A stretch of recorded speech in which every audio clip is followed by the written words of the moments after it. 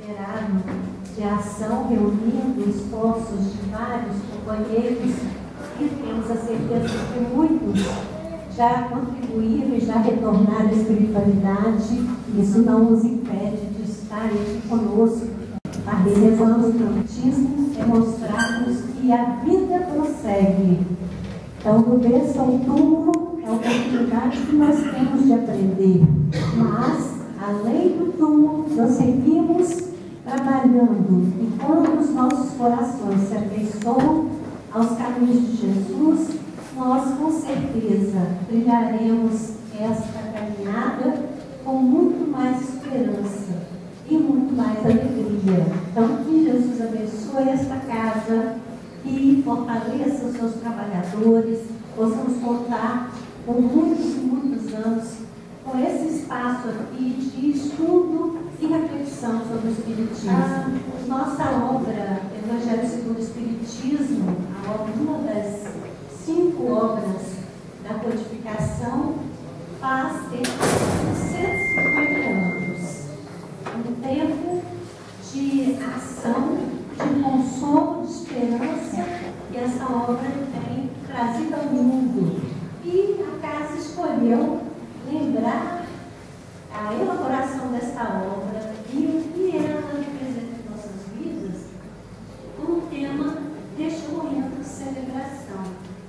Então, Allan Kardec, o codificador do Espiritismo, ele era uma pessoa de formação católica. A família era uma família tradicional, uma família bem disciplinada financeiramente, na França, e ele teve a oportunidade de estudar no melhor instituto de educação daquele momento histórico da humanidade, que foi o Instituto de Verdun, comandado por Henrique Pestalozzi. E interessante que Henrique Pestalozzi era protestante, mas não era uma pessoa que se aferrasse à letra do ensinamento do Evangelho. Era um protestante de mente aberta. E na escola que ele coordenava, havia professores católicos e havia professores protestantes. Allan Kardec, sendo de família católica, ele tomou contato com o pensamento das igrejas, da reforma na escola. E pôde também vivenciar um fenômeno que nenhum de nós desejaria experimentar, que foi o embate gerado pela intolerância religiosa. O Instituto de Verdun, após anos de serviço prestado à educação, acabou fechando suas portas por não sobreviver às dificuldades e conflitos gerados pelo embate de ideias entre professores católicos e protestantes.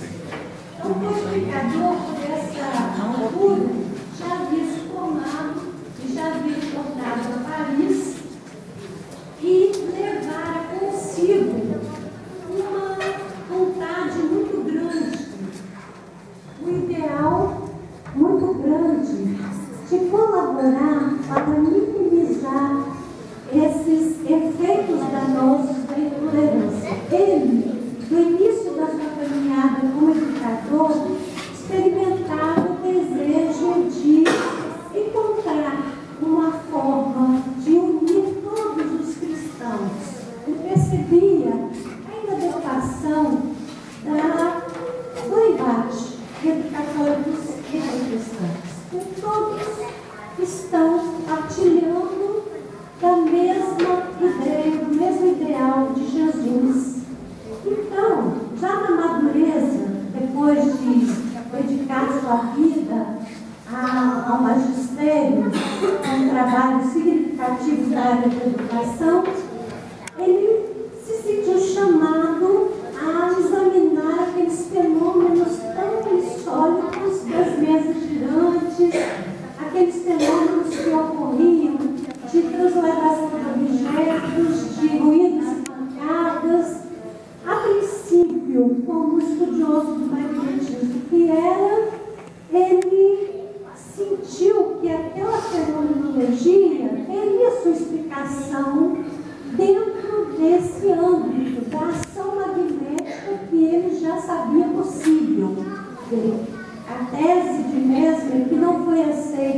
nas academias do mundo no século XIX, era plenamente conhecida do codificador e poderia responder por aquelas ocorrências. Mas, instado por amigos a se aproximar mais do fenômeno, e uma vez que deixara de ser simplesmente ruído, simplesmente movimento, e passara a ser um diálogo, uma força que se manifestava. Então aí, nesse caso, eu pensou, mas alguém vai ter que provar que uma mesa pode ter inteligência e sensibilidade para poder responder a questões. E como homem de ciência que era, antes de formar qualquer ideia preconcebida, tomou-se a incumbência de verificar. E participando daquelas reuniões que ocorriam e que os fenômenos se davam, ele pôde efetivamente observar que uma força inteligente se manifestava. Então, esse é o começo de toda a história da elaboração do Evangelho segundo o Espiritismo. Começou por uma mente aberta, uma mente voltada à investigação dos fatos, que percebeu fenômenos que não tinham sua explicação pela ciência acadêmica da época, e tomou-se a investigação. Então surgiu primeiro o Livro dos Espíritos, resultando de um diálogo mantido por ele com esses seres que se manifestavam. E depois o Livro dos Médiuns, que orienta todo aquele que deseja estabelecer um intercâmbio no mundo espiritual. Então, ali tem as diretrizes para que isso se faça dentro dos parâmetros da segurança e da produtividade, porque não adianta simplesmente entrar em contato com o mundo espiritual. É preciso que esse contato se dê com forças em condições de nos orientarem, porque muitos habitantes desse mundo invisível não têm muito mais conhecimento do que nós mesmos. Então é preciso saber como entrar em contato. O Livro dos Médiuns orienta. E aquela entidade que presidia todos os fenômenos, toda a investigação desenvolvida por Allan Kardec, ela se mostra como o guia espiritual dele. Então, é muito interessante que quando ele toma-se a tarefa de elaborar o Evangelho, ele não diz para ninguém que iria fazer isso. Ele começa esse trabalho sem revelar nem mesmo para o seu editor, para a pessoa que mais de perto estava junto com ele no propósito de divulgar essas novas ideias. Então, ele começa a elaborar essa obra e se retira de Paris para uma vila mais afastada, a fim de ter tranquilidade para trabalhar.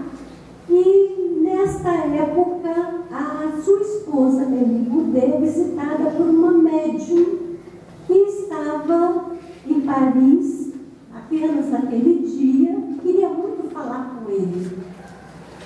Ele estando em Paris, ela dialogou com a Mélie, a esposa de Allan Kardec, e a Mélie, em dado momento, disse a ela assim: por que você não faz uma visita em desdobramento?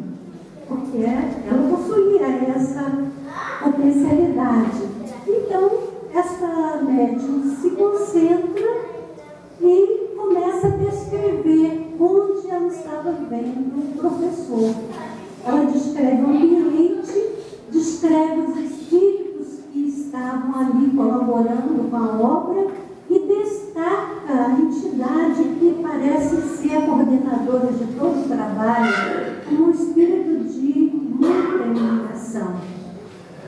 Esse relato dessa médium é confirmado por Allan Kardec. Interessante que ele comenta esse fato no livro Obras Póstumas, e ele comenta que a médium não poderia saber que lugar era aquele que ela visitava. E ela descreveu um espaço com precisão, inclusive dizendo que era uma sala com 3 janelas. Olhando aqui, tem 3 de lado, 3 do outro, né? E lá ela via no salão 3 janelas. E Allan Kardec comenta que esse tipo de ambiente com 3 janelas lá na região não era comum, mas efetivamente ele estava nesse salão com 3 janelas. Ele poderia estar no escritório, porque alguém poderia aventar a hipótese de que a médium captasse do pensamento de Amélie a descrição do ambiente, mas o mais provável é que Amélie pensasse no marido no escritório e não no salão.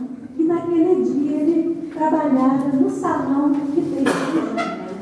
Então, certas nuances das experiências que o codificador viveu são muito interessantes e conhecê-las nos dá a medida de quanto ele buscou segurança na ação, de colocar à nossa disposição os fundamentos dessa doutrina. Ele afirma, na introdução do Evangelho segundo o Espiritismo, que perto de 1.000 espíritas colaboraram com mensagens que ele analisou para constituir essa obra. Então, nós podemos depreender que a ação da espiritualidade no século XIX foi muito intensa, porque em 1857 o Livro dos Espíritos foi publicado. Em abril de 1864, publica-se o Evangelho segundo o Espiritismo. E para a elaboração dessa obra, ele contou com mensagens provenientes de perto de 1.100 espíritas, que já se haviam constituído com o propósito de estudar a doutrina espírita, de entrar em comunicação com as forças espirituais. Nós sabemos que efetivamente é assim, nada se improvisa. No mundo, toda a ação da espiritualidade ela é antecedida por planos detalhados. A vinda de Jesus ao mundo ela foi prevista com milênio de antecedência. No Velho Testamento nós vamos encontrar os profetas falando da vida do Messias. Então, o Evangelho, ele é a boa nova. Jesus assim designou a notícia que vieram trazer ao mundo. A palavra Evangelho significa boa nova, boa notícia. Então, Jesus trouxe essa boa notícia ao mundo, mas nada escreveu do que ensinou. Ele simplesmente ensinou conforme a tradição daquele povo, oralmente. Ele ensinava nos ambientes públicos, ele ensinava nas sinagogas, ele reunia as pessoas nas casas dos discípulos, e ali ele foi transmitindo todas as informações que compunham esta doutrina que nos encaminha a uma vida de fraternidade, de amor ao Evangelho segundo o Espiritismo. Ele é a obra organizada por Allan Kardec a partir dos estudos que ele efetivou em contato com o mundo espiritual, analisando todos os ensinos que Jesus trouxera e observando que aqueles ensinos registrados pelos evangelistas, você pode perceber 5 partes na obra que os evangelistas nos legaram. Nós sabemos que Jesus só teve toda a sua história registrada anos depois da sua crucificação. E muitos escreveram sobre ele. Mas de todos os escritos produzidos, a organização religiosa que assumiu a tarefa de divulgar o ensinamento de Jesus considerou válidos 4 textos: o de Mateus, de Marcos, de Lucas e de João. Então, Analisando essa produção, Allan Kardec observa que você encontra nesses registros textos que falam sobre a genealogia, a história de Jesus. Você encontra também as palavras que serviram de base para que a igreja elaborasse seus dogmas. Você encontra as profecias. Você encontra também ali os milagres que foram relatados e encontra os ensinamentos morais. Nós sabemos que Jesus, ele iniciou a sua pregação pelo Sermão do Monte. No Sermão do Monte, ele fala claramente sobre o que cabe ao ser humano fazer para alcançar a meta que está prevista para essa escola terrena, no nosso planeta. Então, ele ensina claramente, não há nenhuma forma de obviedade nas suas palavras, você entende com perfeição. Mas, logo em seguida, ele começa a ensinar com parábolas. E as parábolas são formulações que se elaboram a partir de símbolos. Os símbolos são tirados da cultura da época, mas eles remetem a uma realidade que não está muito evidente para quem lê. As parábolas são formulações que, ao mesmo tempo, mantiveram intactos os ensinos de Jesus, mas ocultaram esses ensinos. E nem todos vão ler e entender. Jesus mesmo explicou isso. Ele disse aos próprios discípulos que assim era necessário, porque aqueles aos quais não era dado entender, eles veriam, mas não entenderiam. Né? Vendo não veem, ouvindo não ouvem, nem entendem. Então, são ensinamentos que aguardariam o tempo. Allan Kardec, então, ele diz que no Evangelho segundo o Espiritismo, ele escolheu trabalhar com a parte moral do ensino de Jesus, porque é a parte que não tem controvérsia. Todas as outras partes do legado dos evangelistas são passíveis de debates, discussões, algumas são discussões intermináveis, porque não há como se apurar, a não ser por registros históricos, e são muito escassos, são tão escassos os registros históricos sobre Jesus, que alguns pensadores chegaram a dizer que ele nem existiu, que ele seria um mito criado pela humanidade. Interessante que um historiador chamado Will Durant, um grande historiador, ele afirma assim que pensar que a humanidade seja capaz de criar uma personagem como Jesus é um milagre maior do que todos que estão contados no Evangelho, porque de fato nós criamos dentro do limite do nosso entendimento. Jesus transcende o nosso entendimento muito. Impossível que ele fosse fruto de um pensamento humano. Então, efetivamente, Jesus existiu, apesar de não haver muitos registros da sua história.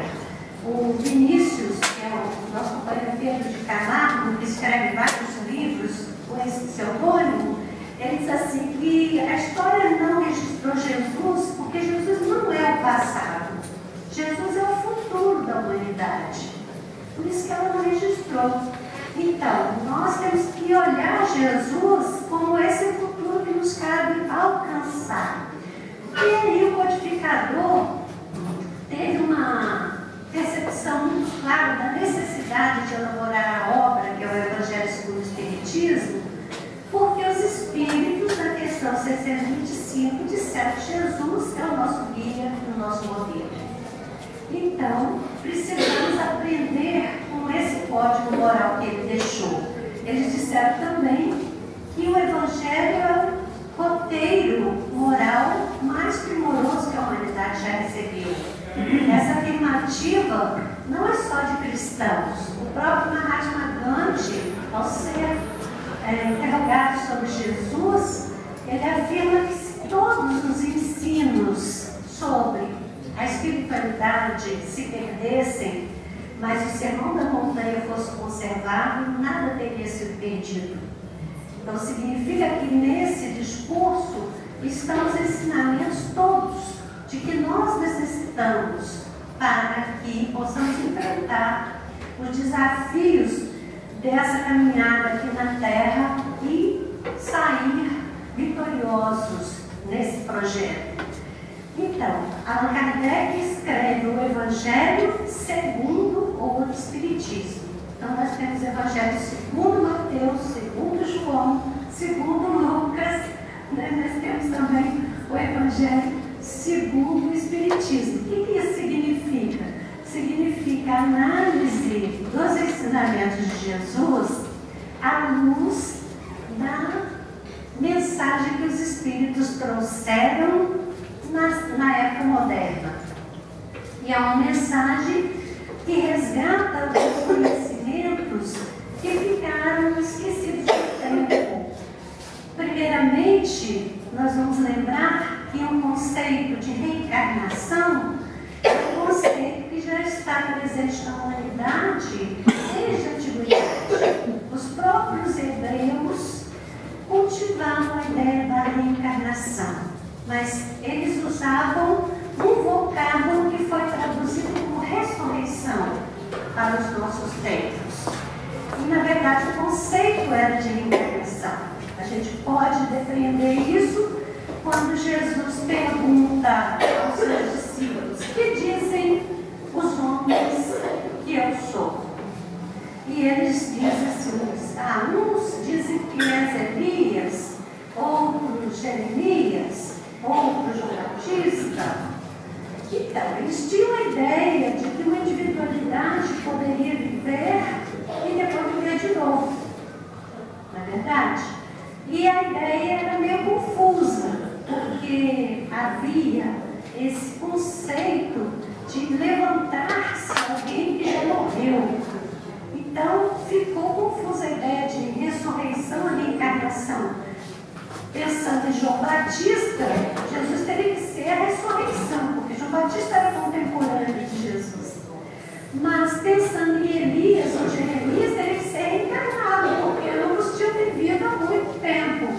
Então havia uma certa confusão, mas existia um conceito. Esse conceito não prevaleceu ao longo da divulgação da mensagem cristã. E ele faz toda a diferença. Uma coisa é você olhar o ensinamento de Jesus entendendo que só há uma existência terrena. Outra coisa é você olhar entendendo que aquelas pessoas que estão ouvindo naquele momento histórico terão outras chances. E até esse diálogo que Jesus tem com os seus discípulos sobre as parábolas perde o sentido sem a ideia da reencarnação, porque ele explica aos seus discípulos, eles perguntam mesmo por que eles falam por parábolas. Diz assim: porque a voz é dada a conhecer, a eles não é dada. Então eu digo de uma forma que eles ouvem, mas não entendem, eles veem, mas não enxergam. Olha, se a existência fosse única, que sentido teria isso? Jesus é um professor, é um mestre. Adianta falar uma coisa que o aluno não vai entender? Só tem sentido quando nós pensamos que aquelas pessoas que naquele momento histórico não podiam entendê-lo, teriam outra chance de entender, senão não seria nem justo. E vejam vocês que mesmo os discípulos que estavam mais próximos de Jesus não entendiam. Tanto que eles pediam esclarecimento. Ele contou a parábola do semeador para o povo, depois em particular ele explicou para os discípulos, porque eles não tinham entendido. Sinal de que não era tão evidente assim o significado que está por trás da formulação verbal.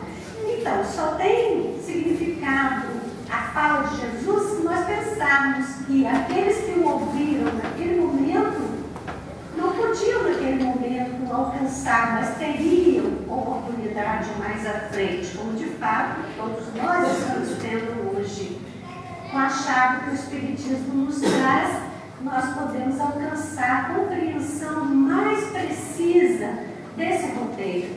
Se esse roteiro é o mapa do tesouro, e nós precisamos encontrar esse tesouro para nos organizarmos em nossa caminhada, como faremos se não conseguimos entender o mapa? O Espiritismo vem esclarecer. Então, o codificador percebe essa importância e ele se aplica a esse trabalho de análise das mensagens de Jesus agora à luz da reencarnação, que faz toda a diferença. E também à luz de um outro princípio muito importante, que é a comunicabilidade dos espíritos. Que a influência dos espíritos, ela vai clarear uma série de fenômenos que, se não existirem os espíritos, nós temos que interpretar que são fenômenos produzidos pelo demônio, que é a interpretação usual das ocorrências. Então, a doutrina vem clarear esse ponto também. Aqueles que nós chamamos demônios são, na verdade, espíritos equivocados, escolheram mal o seu caminho, por isso a sua presença produz o mal. Então é preciso olhar os ensinos de novo à luz desses princípios que fazem toda a diferença. E é esse o objetivo do Evangelho segundo o Espiritismo. Allan Kardec traz os ensinamentos morais de Jesus, vistos agora por essa perspectiva, o que vai clarear o nosso caminho neste mundo que continua sendo muito desafiador. Já se passaram mais de 2000 anos e a humanidade avançou muito em ciência e tecnologia, mas em moralidade não. Nosso desenvolvimento moral não segue o mesmo passo. Então, necessário é que nós busquemos esse conhecimento e que tenhamos a necessária humildade para perceber como eles se aplicam em nossa vida. Não importa só o conhecimento teórico, mas também identificar a aplicação prática. Aí eu trouxe algumas afirmativas colhidas em obras póstumas que nos dão a dimensão dessa obra. Vejam bem, nesse comunicado de 9 de agosto de 1863, que não se identificou declinando o nome, através do médium disse o seguinte: este livro de doutrina terá influência considerável, porque explana questões de interesse capital. Não somente o mundo religioso encontrará nele as máximas de que necessita, como as nações, em sua vida prática, dele olharão instruções excelentes. Fizeste bem ao enfrentar as questões de elevada moral prática do ponto de vista dos interesses gerais, dos interesses sociais e dos interesses religiosos. A doutrina, ela se apresenta então como esse código que tem um tríplice aspecto, que conjuga a fé e a razão e que se oferece aos homens como roteiro seguro. Então, o que esse texto está dizendo? Não só as instituições religiosas precisam desse roteiro, mas as nações também. E aí destaca-se a importância do nosso país nestes tempos, porque ainda é um ilustre desconhecido o Evangelho segundo o Espiritismo do mundo. Embora a época de Kardec, pela ação espiritual, cerca de 1000 núcleos tivessem sido fundados na Europa, hoje nós sabemos que os núcleos que lá existem têm sido criados ao longo do século XX por força de brasileiros. Na verdade, essa mensagem, ela se enraizou e proliferou no Brasil, crescendo, lançando raízes fortes, gerando um movimento de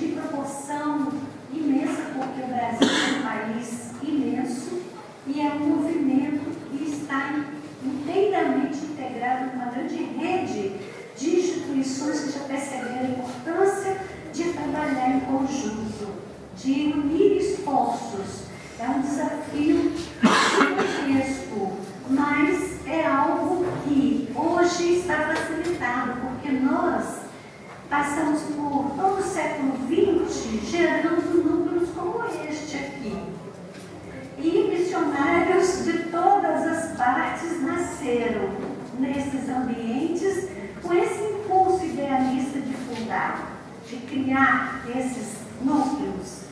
E eles estão integrados em rede numa ideia de fortalecimento do movimento integrado e vinculado a uma organização nacional que representa o nosso país fora do Brasil, que é a Federação Espírita Brasileira. E por força dessa instituição que nasceu ainda no século XIX, a Federação Espírita Brasileira, ela em seguida do lançamento do livro Espírita, na década de 80 do século XIX, ela já tinha sido fundada no Brasil. Então, é uma instituição que, por força dela, primeiro, recebeu o legado de Allan Kardec, que é os direitos autorais da obra básica. Eles foram doados por Lemarie, o editor de Allan Kardec, à época da desencarnação dele, para Bezerra de Menezes, presidente da FEB na época.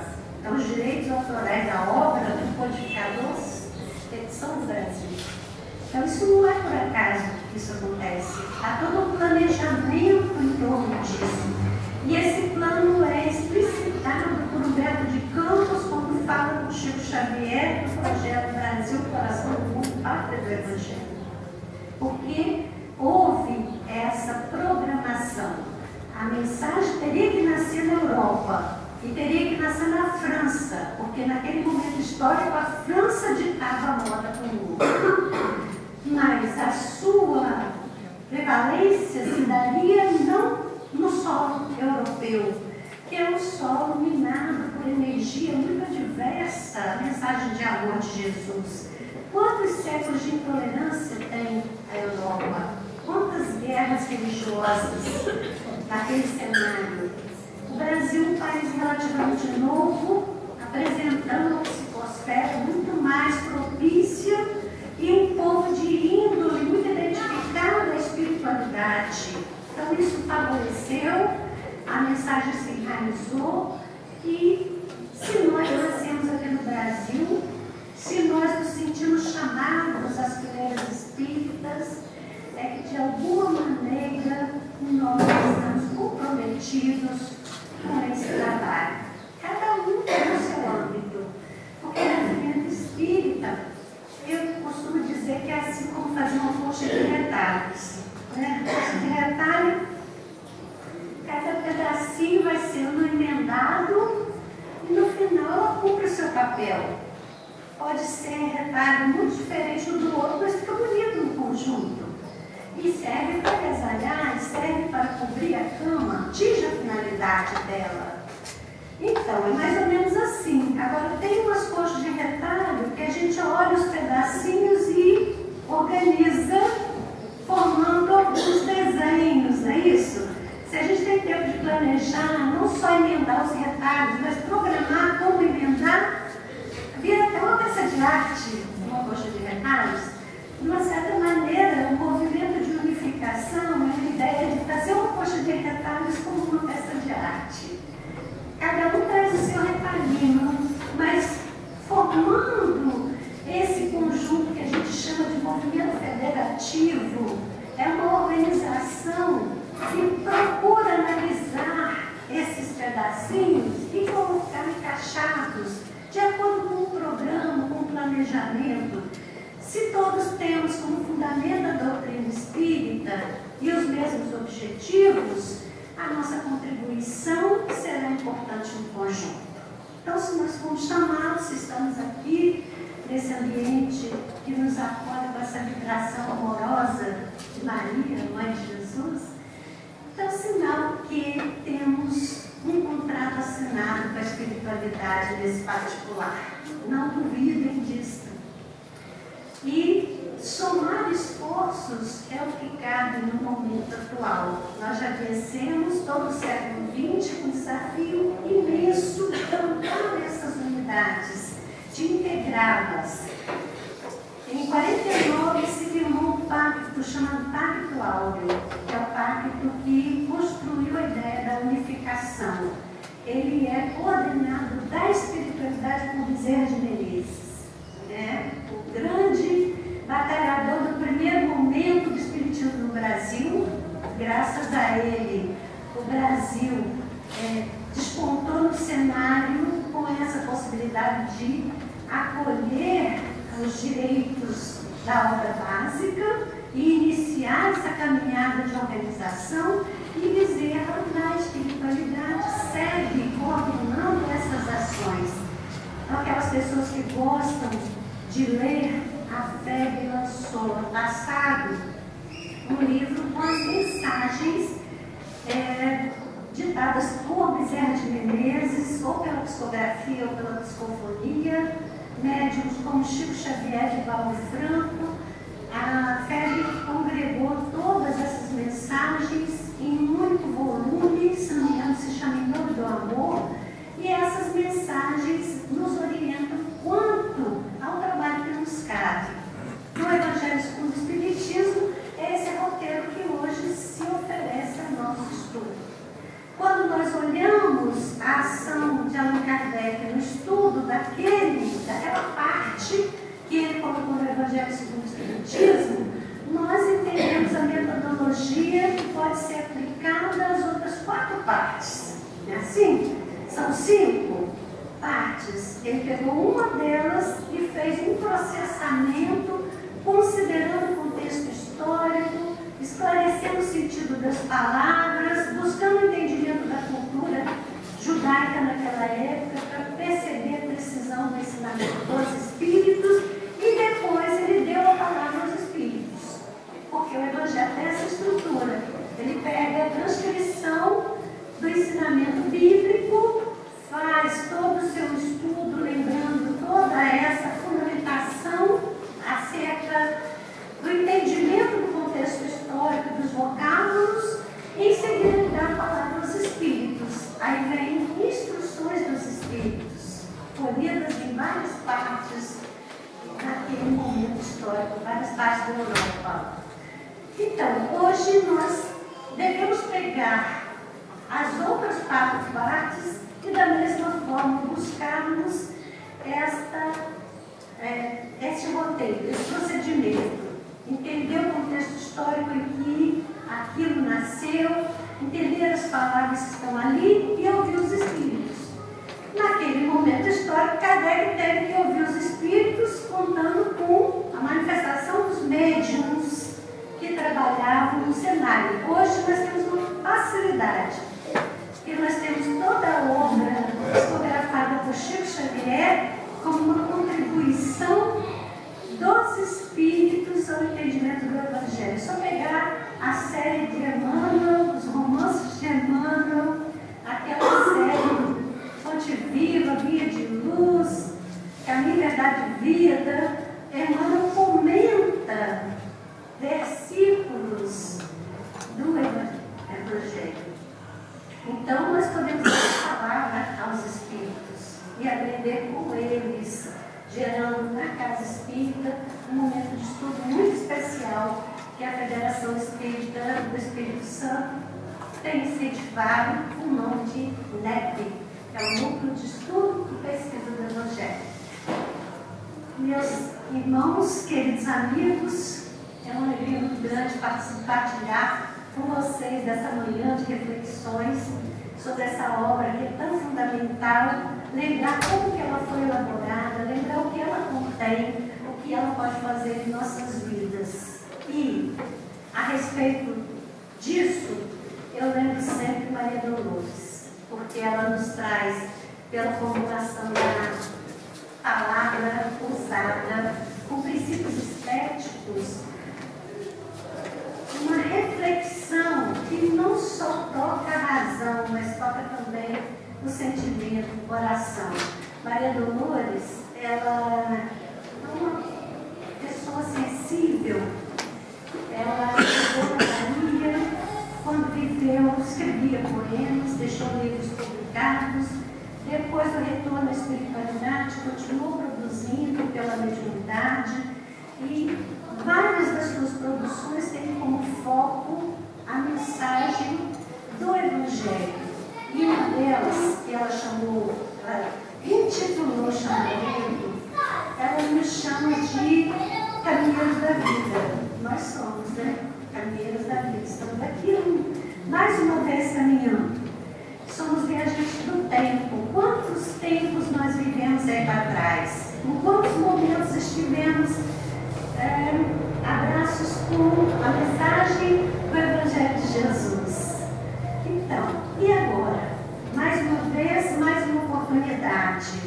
E ela faz uma pergunta logo na primeira estrofe. Ela diz assim: caminheiros da vida, viajantes do tempo, em que porto escondido hás de ancorar a nau perdida nos doces véus do esquecimento. Brilha a estrela mais alta, direcionando para o bem as multidões que choram, aqui, acolá, mais além. Escuta, amigo, o pranto é bênção na jornada de reajuste. Não esmoreças perante a dor. Ouve a voz que te fala no silêncio do teu recolhimento interior. Não essurdeças no tumulto da vida. Parece guarida ao que chora, seja onde for. O mestre aguarda ainda. Há tempo. Amanhã da oportunidade surge dourada e linda ao sol da esperança. Não duvides. Trabalha, ainda verá para a nossa terra prometida o tempo da bonança. Então, como nós perdidas, muitas vezes, esses véus do esquecimento nos impedem de ver o quanto nós já erramos, o quanto nós já estivemos por caminhos tortuosos. Mas existe um norteiro que nos dirige agora, mesmo que a nossa mente não tenha muito evidenciado o fato do passado, nós podemos depreender quais são, estudando nós mesmos, analisando os nossos impulsos. E de qualquer maneira, quando essa luz que orienta, ela nos mostra esse roteiro, não há que duvidar, há que trabalhar. Enquanto tiver força, trabalha, porque o tempo é agora. Nós estamos atravessando momentos delicados da transição planetária. Nosso mundo vai se tornar, em breve, um mundo de regeneração. E estarão presentes neste mundo novo e melhor aqueles que já desenvolveram em si mesmos a capacidade de servir e a capacidade de conviver amorosamente com os irmãos. Que essa casa seja esse núcleo de luz que continue orientando para que todos aqueles que aqui venham tenham notícias de que a boa nova ela está disponível, palatável, compreensível agora, apesar das dificuldades que ainda marcam o nosso caminho. Jesus ampare e proteja todos.